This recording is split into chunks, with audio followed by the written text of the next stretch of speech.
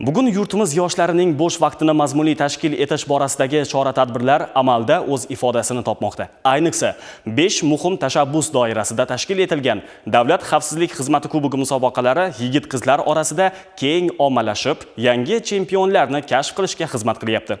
Kuni kecha musobaqaning Urganch tumani saralash bosqichiga start berildi. Shu munosabat bilan tashkil etilgan tadbir xususida muxbirimiz xabar beradi.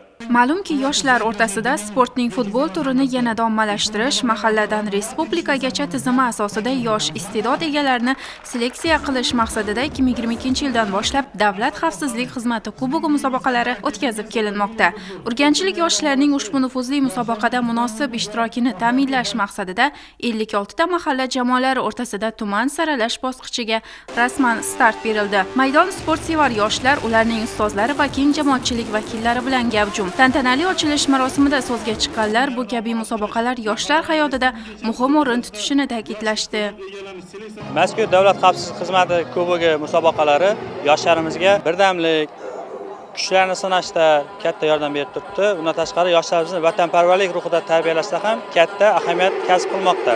Ayniqsa, yoshlarimizga sog'lom turmush tarzini targ'ib qilishga katta yordam bermoqda. Har yili mahallamiz yoshlari ushbu Davlat xavfsizlik xizmati kubogi futbol, mini futbol musobaqalarida qatnashib, faxrli o'rinlarni qo'lga kiritib kelishmoqda. Bu yil xudo xolasa katta ishtiyoq bilan yoshlarimiz tayyorgarlik ko'rishmoqda. Musobaqa boshlanishini eshitganimizdan tayyorgarlik ko'rib boshlaganmiz. Hozir ham kuchli tayyorgarlik ko'rishmoqda. Respublika bosqichlarida faxrli o'rinni olish niyatimiz bor. Biz Andijon mahallasidan har yil o'zimiz ko'rsatib, yosh natijalarga erishib qatnashib kelamiz. Elimizda maqsadlarimiz katta. Respublikaga chiqib birinchi o'rin olib, yaxshi natijalar erishishni maqsad qilganmiz. Tadbir doirasida yoshlar uchun gala konsert dasturi ham tashkil etilib, bu yig'ilganlarga bayramona ruh bag'ishladi. Bu sizlarga yetkazmoqchi bo'lgan xabar va lavhalarimizning so'nggisi edi. Boshlanayotgan hafta barchaga omadli va xayrli kelishini tilab xayrlashamiz. Salomat bo'ling.